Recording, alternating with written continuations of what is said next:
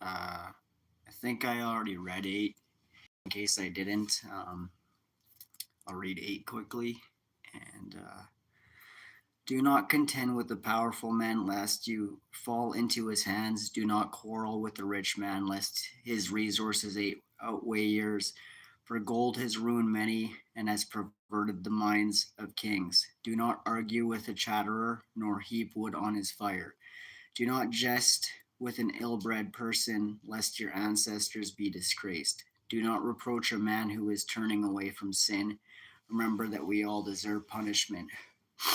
Do not disdain a man when he is old, for some of us are growing old. Do not rejoice over anyone's death. Remember that we all must die. Do not slight the discourse of the sages, but busy yourself with their maxims, because from them you will gain instruction and learn how to serve great men. Do not disregard the discourse of the aged, for they themselves learned from their fathers, because from them you will gain understanding and learn how to give an answer in time of need. Do not kindle the coals of a sinner, lest you be turned in his flaming fire. Do not get up and leave an insolent fellow, lest he lie in ambush against your words. Adriel's trying to come in. It's hot. Okay. It's Adriel, go. hot. No, it's too hot. It's like really hot. I'll put it up here. I'll put it up here. No, it's like hot. Corey, it's hot. I know. My hands could. Adriel, come on.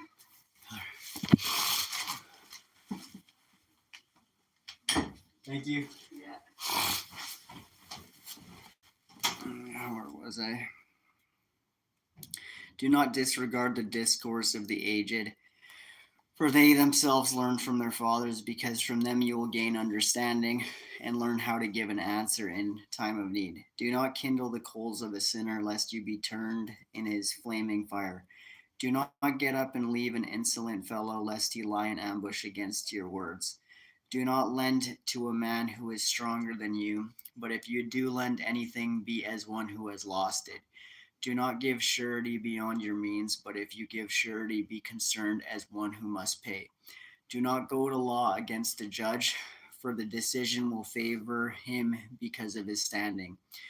Do not travel on the road with a foolhardy fellow. Hold on, I wanted to read this again. Do not go to law against the judge, for the decision will favor him because of his standing.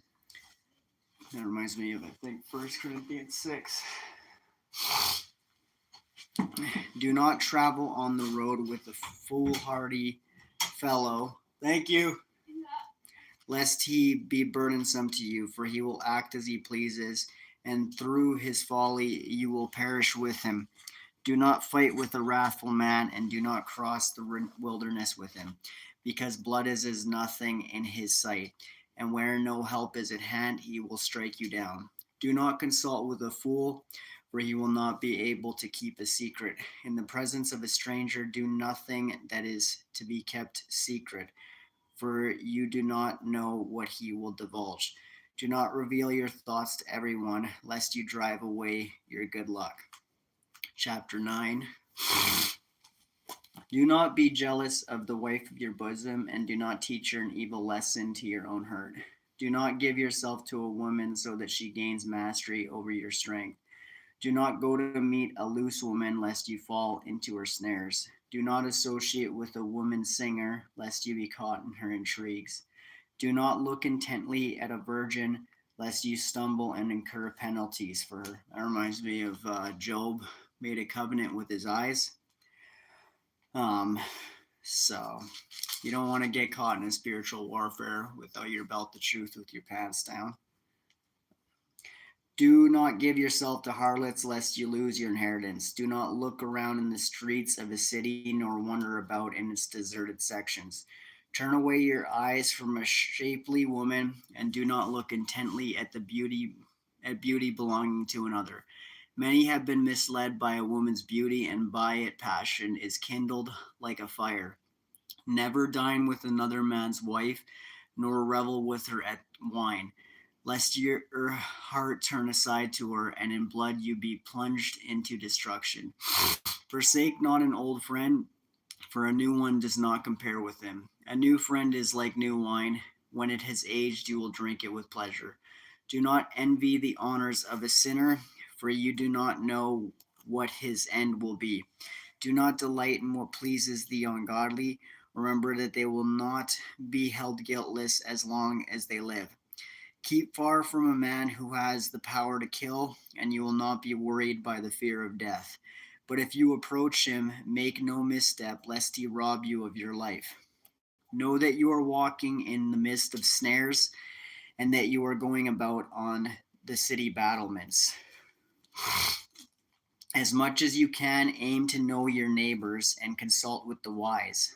Let your conversation be with men of understanding, and let all your discussion be about the law of the Most High. Let righteous men be your dinner companions, and let your glorying be in the fear of the Lord. A work will be praised for the skill of the craftsman, so a people's leader is proved wise by his words. A babbler is feared in his city, and the man who is reckless in speech will be hated.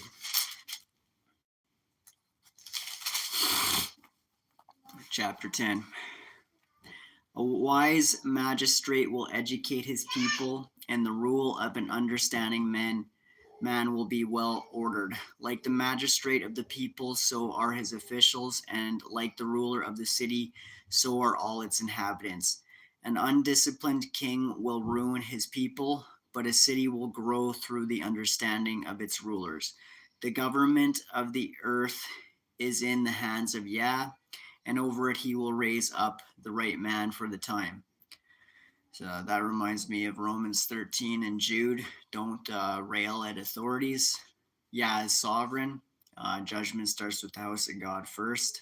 So don't spend your time going all out at the government or something. Leave things in Yah's hands. The success of a man is in the hands of Yah, and he confers his honor upon the person of the scribe. Do not be angry with your neighbor for any injury, and do not attempt anything by acts of insolence. Arrogance is hateful before Yah and before men, and injustice is outrageous to both. Sovereignty passes from nation to nation on account of injustice and insolence and wealth. How can he who is dust and ashes be proud? For even in life his bowels decay. A long illness baffles the physician, for the king of today will die tomorrow. For when a man is dead, he will inherit creeping things and wild beasts and worms. The beginning of man's pride is to depart from Yah. His heart has forsaken his maker. For the beginning of pride is sin, and the man who clings to it pours out abominations. Therefore Yah brought upon them extraordinary afflictions and destroyed them utterly. Yah has cast down the thrones of rulers and has seated the lowly in their place. Seek the lowest position.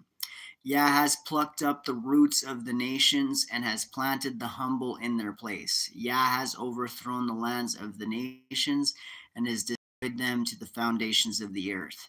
He has removed some of them and destroyed them and has extinguished the memory of them from the earth. Pride was not created for men, nor fierce anger for those born of women. What race is worthy of honor? The human race. What race is worthy of honor?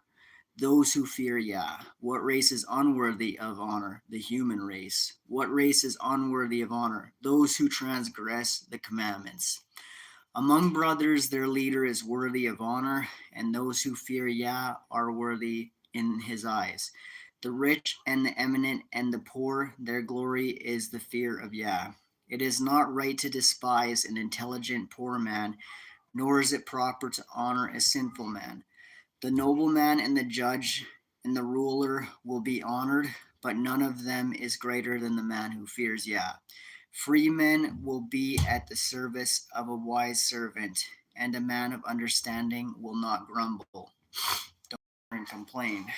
Keep the 10 Commandments and eat biblically clean. Do not make a display of your wisdom when you do your work, nor glorify yourself at a time when you are in want. Better is a man who works and has an abundance of everything than one who goes about boasting but lacks bread. My son, glorify yourself with humility and ascribe to yourself honor according to your worth. Who will justify the man that sins against himself? And who will honor the man that dishonors his own life? A poor man is honored for his knowledge, while a rich man is honored for his wealth. A man honored in poverty, how much more in wealth? And a man dishonored in wealth, how much more in poverty? Hold on. I'm going to have some tea.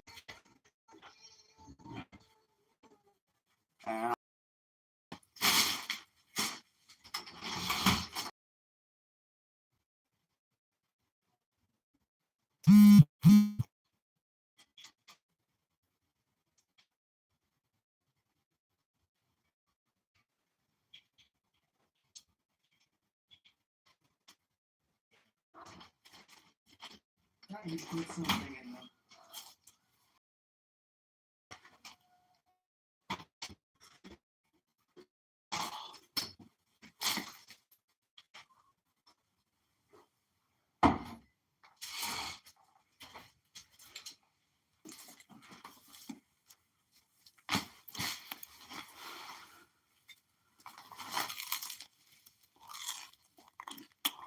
I got punched in the face.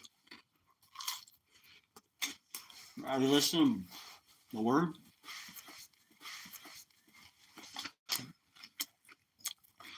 The message is more important than the messenger. Listen.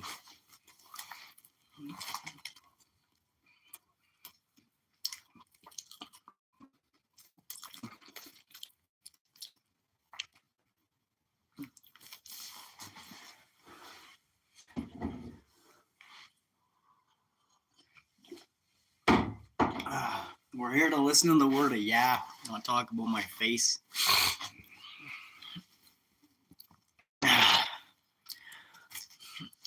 All right.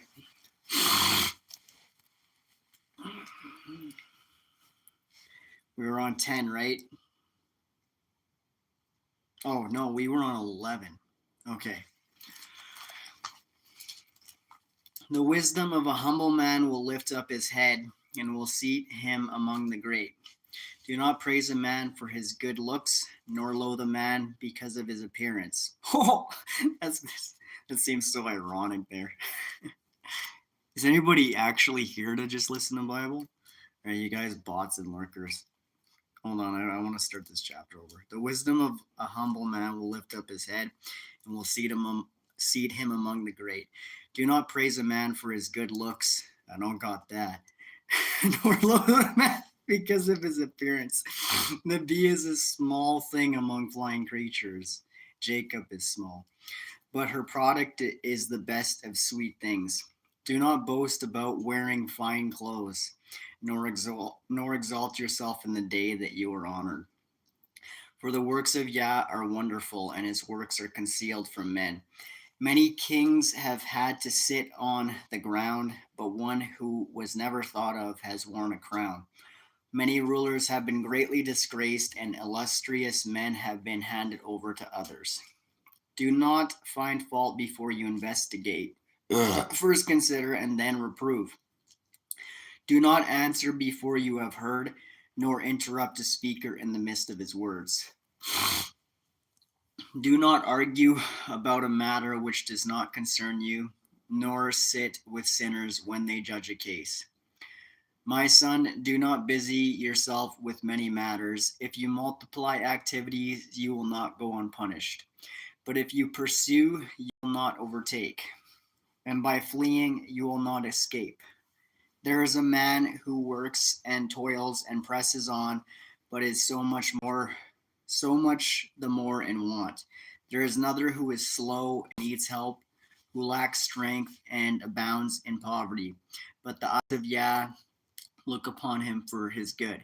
He lifts him out of his low estate and raises up his head so that many are amazed at him. Good things and bad, life and death, poverty and wealth, come from Yah. He does not know how much time will pass until he leaves them to others and dies. Stand by your covenant and attend to it, and grow old in your work.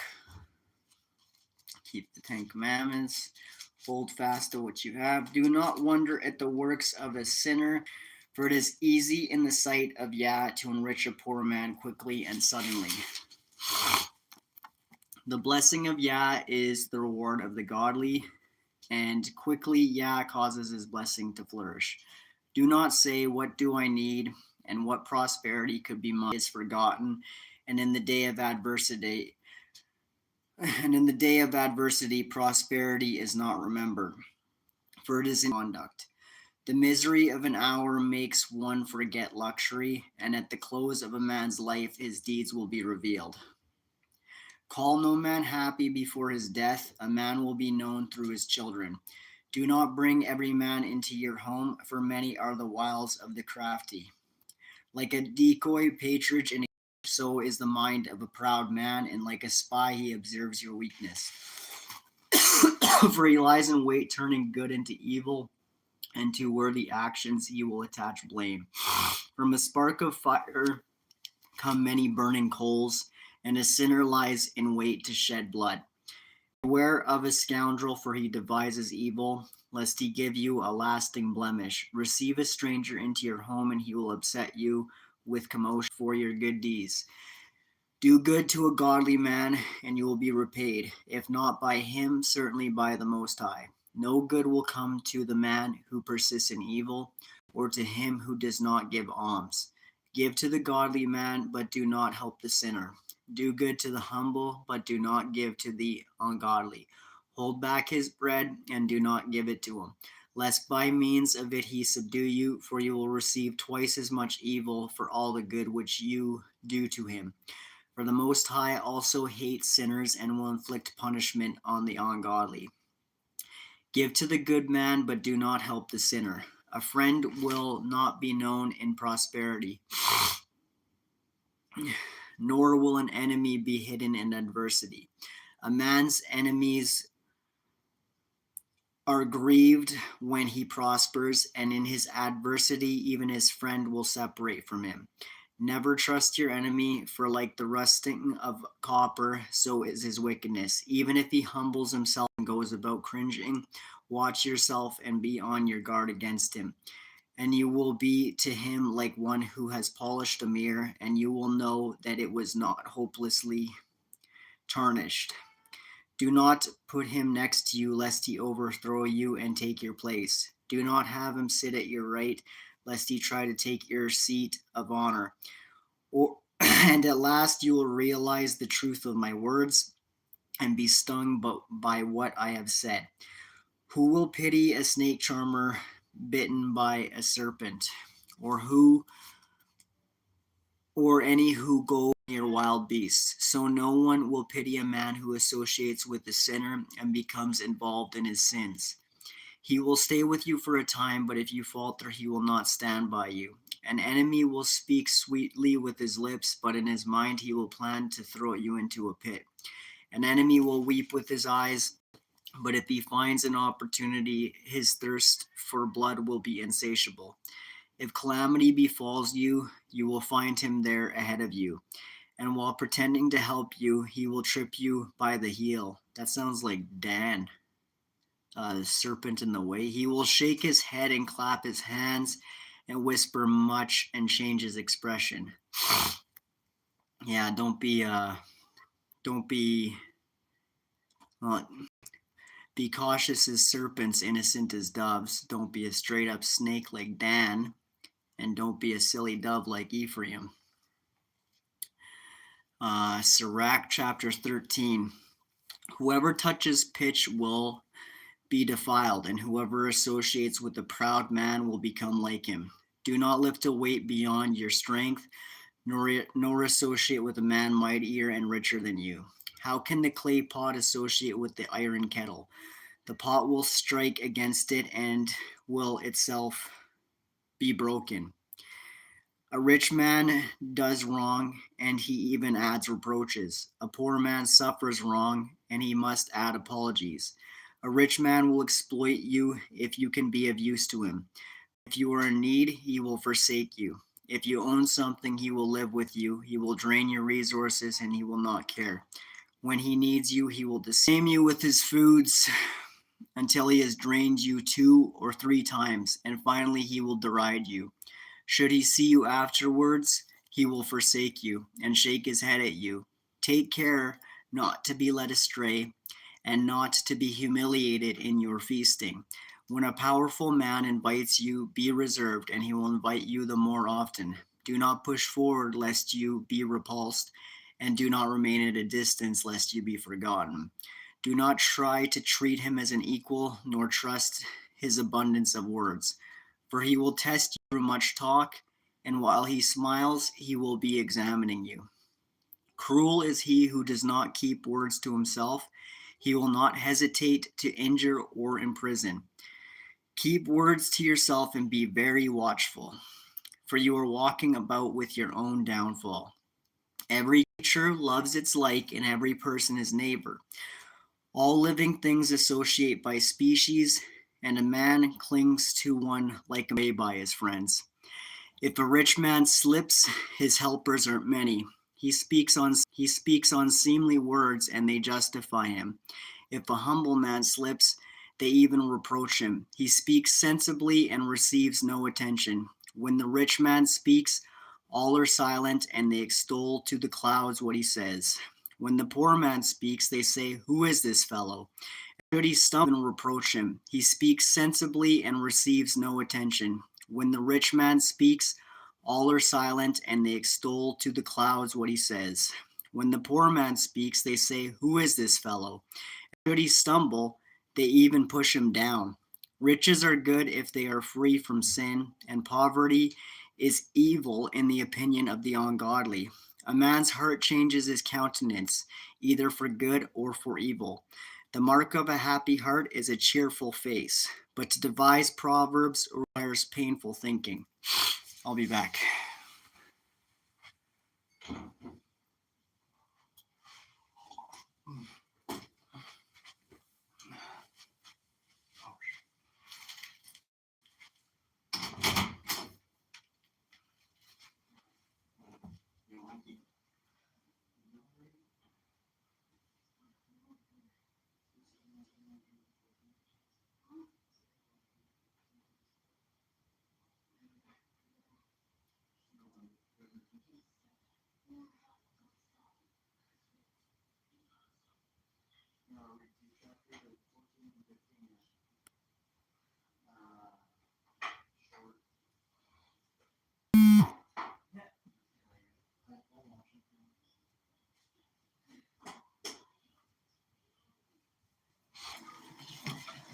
There you go.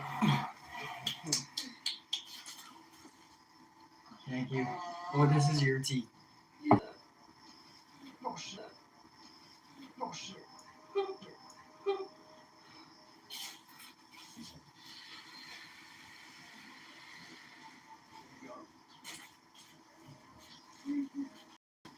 Yeah, next week.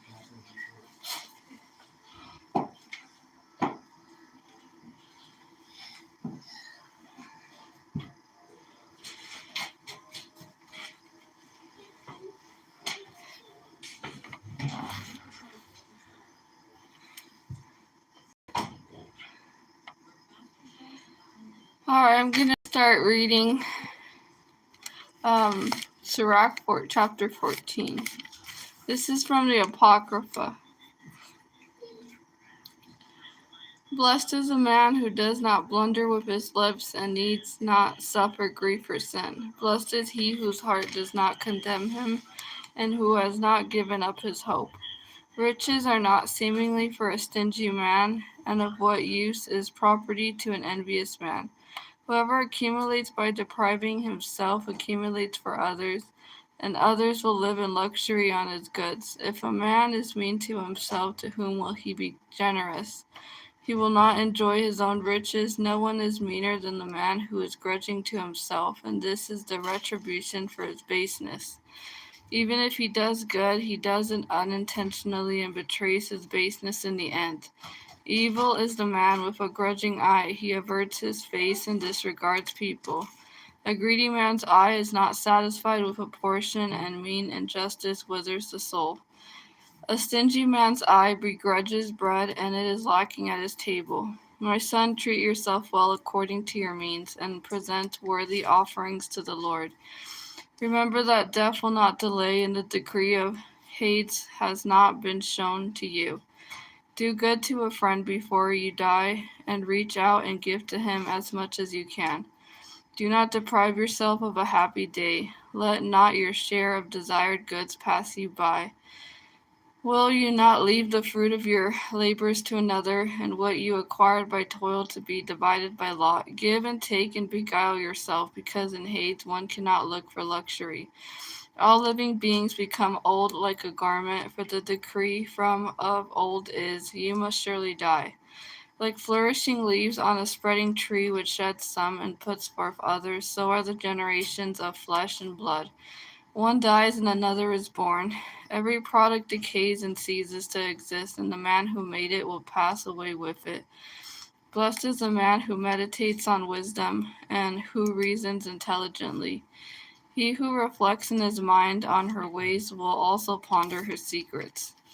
Pursue wisdom like a hunter and lie in wait on her paths. He who peers through her windows will also listen at her doors. He who encamps near her house will also fasten his tent peg to her wall.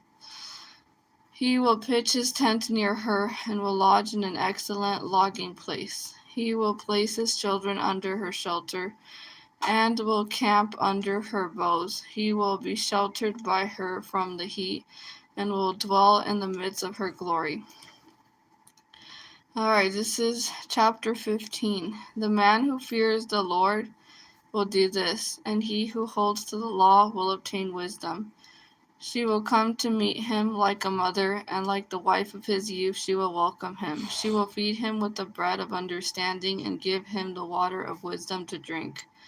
He will lean on her and will not fall, and he will rely on her and will not be put to shame. She will exalt him above his neighbors and will open his mouth in the midst of the assembly. He will find gladness in the crown of rejoicing and will acquire an everlasting name. Foolish men will not obtain her, and sinful men will not see her. She is far from men of pride, and liars will not think of her. A hymn of praise is not fitting on the lips of a sinner, for it has not been sent from the Lord. For a hymn of praise should be uttered in wisdom, and the Lord will prosper it. Do not say, because the Lord I left the right way, for he will not do what he hates. Do not say, it was he who led me astray, for he has no need of a sinful man. The Lord hates all abominations, and they are not loved by those who fear him. It was he who created man in the beginning, and he left him in the power of his own inclination. If you will, you can keep the commandments, and to act faithfully is a matter of your own choice. He has placed before you fire and water. Stretch out your hand for whichever you wish. Before a man are life and death, and whichever he chooses will be given to him. For great is the wisdom of the Lord. He is mighty in power and sees everything. His eyes are on those who fear him, and he knows every deed of man. He has not commanded anyone to be ungodly, and he has not given anyone permission to sin. You want me to read another one, or that was it? Huh? Yeah. Alright, chapter 16. Do not desire a multitude of useless children, or rejoice in ungodly sons. If they multiply, do not rejoice in them unless the fear of the Lord is in them. Do not trust in their survival, and do not rely on their multitude, for one is better than 1,000. And to die childless is better than to have ungodly children. For through one man of understanding a city will be filled with people, through a tribe of lawless men it will be made desolate. Many such things my eye has seen, and my ear has heard, things more striking than these, destruction. For those destroyed in their sins, not for the 600,000 men on foot who rebelliously assembled in their stubbornness. Mighty to forgive, and he pours out wrath. As great as his mercy, so great is also his reproof. He judges a man according to his deeds. The sinner will not escape with his plunder, and the patient of The patience of the godly will not be frustrated. He will make room for every act of mercy. Everyone will receive in according with his deeds.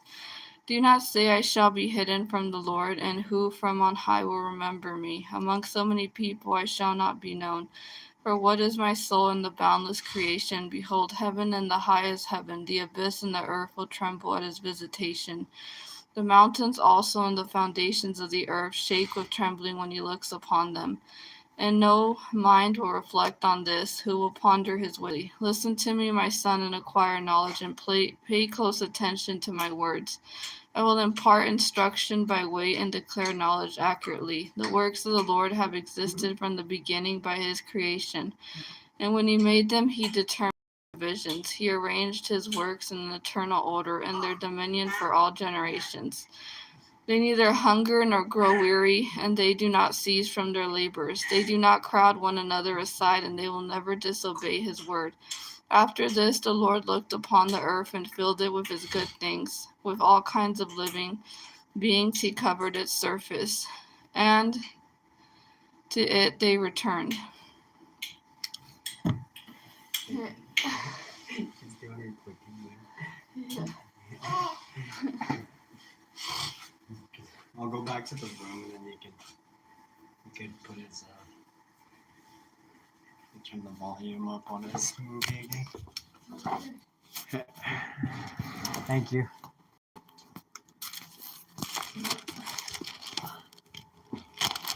Oops. We're on 17. Okay.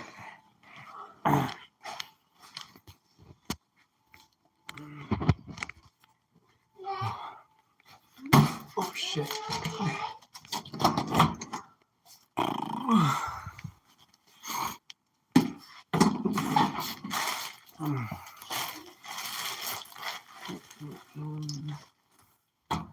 Okay.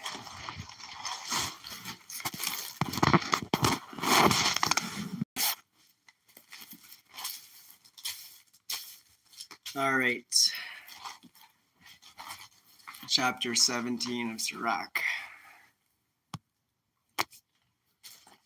Yah created man out of earth and turned him back to it again. He gave to men few days, a limited time, but granted them authority over the things upon the earth. He endowed them with strength like his own and made them in his own image. He placed the fear of them in all living beings and granted them dominion over beasts and birds. He made for them tongue and eyes. He gave them ears and a mind for thinking. He filled them with knowledge and understanding and showed them good and evil. He set his eye upon their hearts to show them the majesty of his works, and they will praise his holy name to proclaim the grandeur of his works. He bestowed knowledge upon them and allotted to them the law of life. He established with them an eternal covenant and showed them his judgments. Their eyes saw his glorious majesty, and their ears heard the glory of his voice. And he said to them, beware of all unrighteousness. And he gave commandment to each of them concerning his neighbor. Their ways are always before him. They will not be hid from his eyes. He appointed a ruler for every nation, but Israel is Yah's own portion. All their works are as the sun before him, and his eyes are continually upon their ways. Their iniquities are not hidden from him, and all their sins are before Yah. A man's almsgiving is like a signet with Yah, and he will keep a person's kindness like the apple of his eye. Afterward he will arise and requite them, and he will bring their recompense on their heads. Yet to those who repent he grants a return, and he encourages those whose endurance is failing. Turn to Yah and forsake your sins. Pray in his presence and lessen your offenses. Return to the Most High and turn away from iniquity, and hate abominations intensely. Who will sing praises to the Most High in Hades, as do those who are alive and give thanks. From the dead as from one who does not exist, thanksgiving has ceased. He who is alive and well sings Yah's praises. How great is the mercy of Yah and his forgiveness for those who turn to him. For all things cannot be in men. Since the Son of Man is not immortal, what is brighter than the sun? Yet its light fails. So flesh and blood devise evil. He marshals the host of the height of heaven, but all men are dust and ashes. Let's see what the battery's at, and then if it's decent, I'll keep reading for a while. Chapter 18. He who lives forever created the whole universe. Yah alone will be declared righteous. To none has he given power to proclaim his works, and who can search out his mighty deeds? Who can measure his majestic power, and who can fully recount his mercies? It is not possible to diminish or increase them, nor is it possible to trace the wonders of Yah. When a man has finished, he is just beginning. And when he stops, he will be at a loss. What is man, and of what use is he? What is his good, and what is his evil? The number of a man's days is great if he reaches 100 years. Like a drop of water from the sea, he rebukes and trains and teaches them and turns them back as a shepherd his flock. He has compassion on those who accept his discipline gift. It's talking about dew there, so that reminded me of Deuteronomy 32. Indeed, does not a word surpass a good gift? Both are to be found in a gracious man. A fool is ungracious and abusive, and the gift of a grudging man makes the eyes dim. Be released from it. Before making a vow, prepare yourself, and do not be like a man who tempts Yah. Think of his wrath on the day of death, and of the moment of vengeance when he turns away his face. In the time of plenty, think of the time of hunger. In the days of wealth, think of poverty and need. From morning to evening, conditions change, and all things move swiftly before Yah. A wise man is cautious in everything, and in days of sin he guards against wrongdoing. Every intelligent man knows wisdom, and he praises the one who finds her. Those who understand sayings become skilled themselves and pour forth apt proverbs. Do not follow your base desires, but restrain your appetites. If you allow your soul to take pleasure in base desire, it will make you a laughing stock of your enemies. Do not revel in great luxury, lest you become impoverished by its expense. Do not become a beggar by feasting with borrowed money when you have nothing in your purse. All right. Chapter 19. A workman who is a drunkard will not become rich. He who despises small things will fail little by little. Wine and women lead intelligent men astray, and the man who consorts with harlots is very reckless. Decay and worms will inherit him, and the reckless soul will be snatched away. One who trusts others too quickly is light-minded, and one who sins does wrong to himself. One who rejoices in wickedness will be condemned, and for one who hates gossip, evil is lessened. Never repeat a conversation, and you will lose nothing at all. With friend or foe, do not report it, and unless it would be a sin for you, do not disclose it. For someone has heard you and watched you, and when the time comes, he will hate you. Have you heard a word? Let it he did not do it. But if he did anything, so that he may do it no more. Question a neighbor, perhaps he did not say it. But if he said it, so that he may not say it again. Question a friend, for often it is a slander. Question a friend, for often it is slander, so do not believe everything you hear. A person may make a slip without intending it. Who has ever sinned with his tongue? Question your neighbor before you threaten him, and let the law of the Most High take its course. All wisdom is the fear of Yah, and in all wisdom there is the fulfillment of the law. But the knowledge of wickedness is not wisdom, nor is there prudence where sinners take counsel. There is cleverness which is abominable. There is a cleverness which is abominable, but there is a fool who merely lacks wisdom. Better is the God-fearing man who lacks intelligence than the highly prudent man who transgresses the law. There is a cleverness which is scrupulous but unjust, and there are people who distort kindness to gain a verdict. There is a rascal bowed down in mourning, but inwardly he is full of deceit. He hides his face and pretends not to hear, but where no one notices, he will forestall you.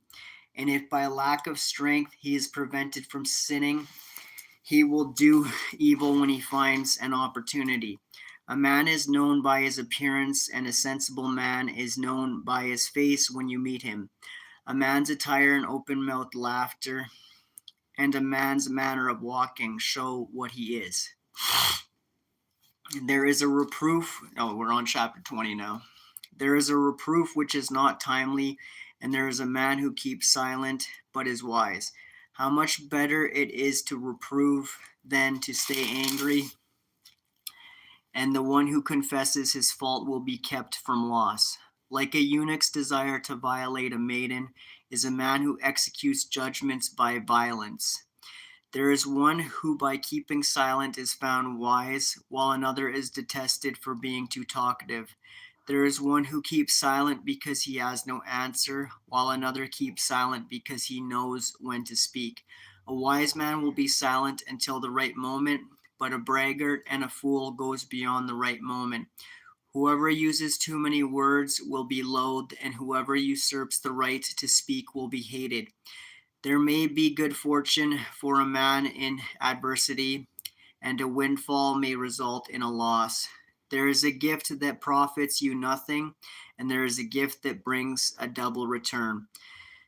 There are losses because of glory. There are losses because of glory, and there are men who have raised their heads from humble circumstances. There is a man who buys much for a little, but pays for it 7 times over. The wise man makes himself beloved through his words, but the courtesies of fools are wasted. A fool's gift will profit you nothing, for he has many eyes instead of one. He gives little and upbraids much. He opens his mouth like a herald. Today he lends, and tomorrow he asks it. To eat my bread, speak unkindly.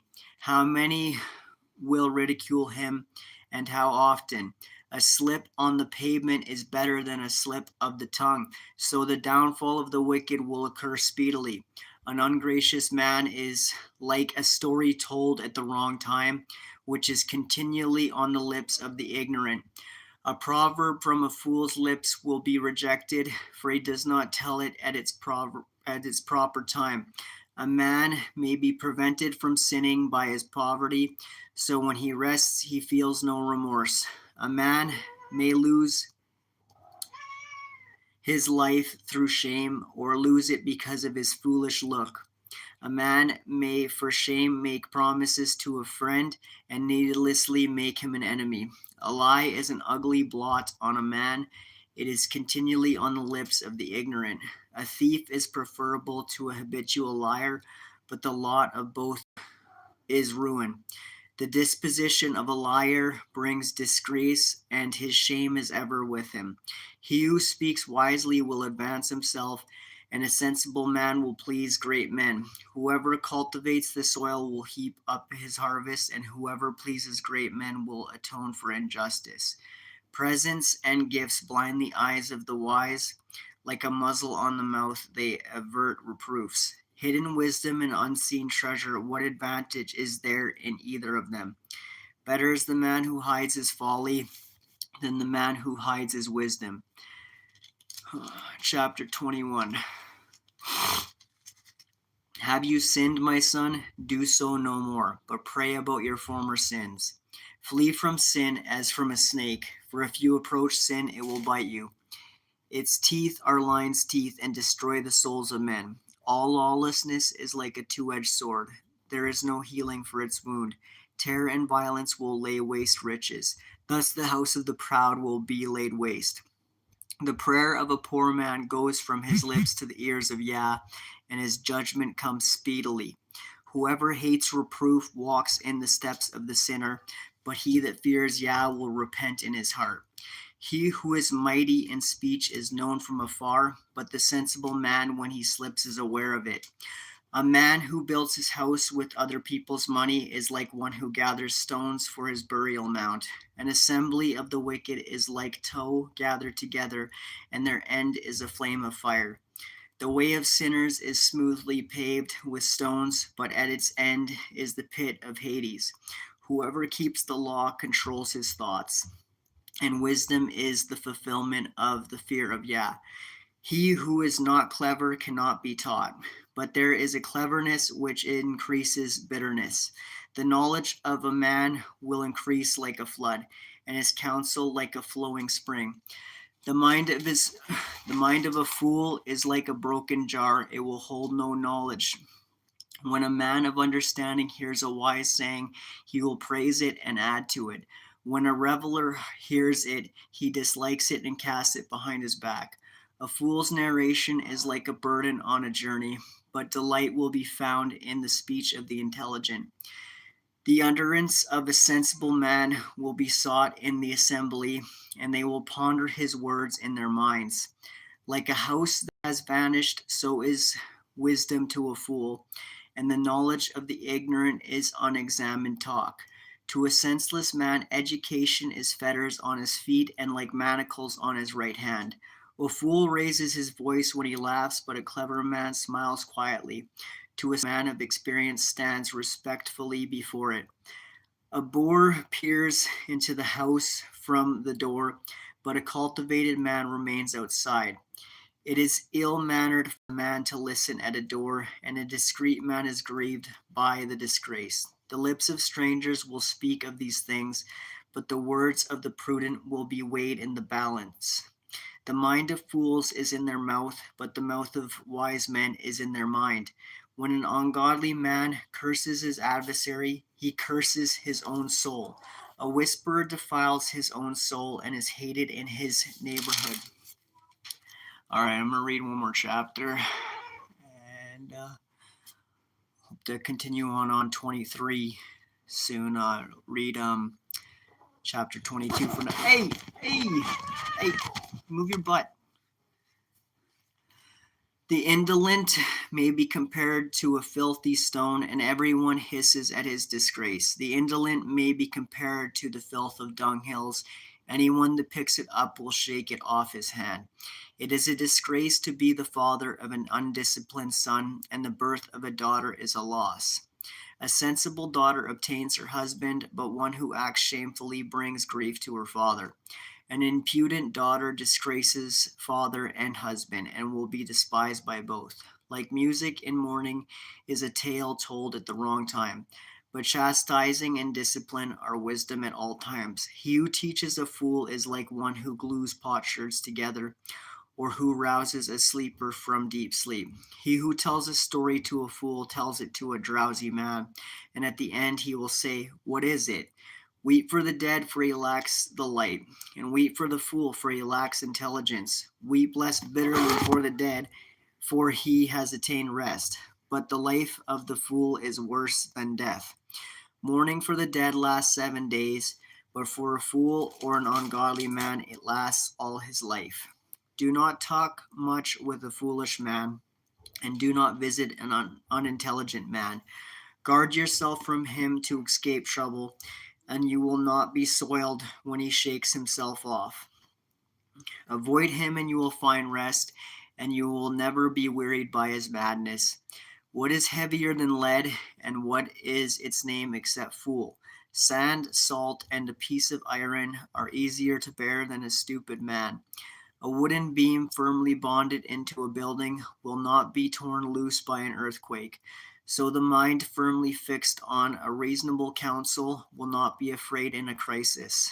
A mind settled on an intelligent thought is like the stucco decoration on the wall of a colonnade.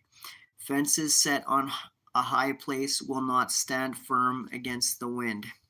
So a timid heart with a fool's purpose will not stand firm against any fear.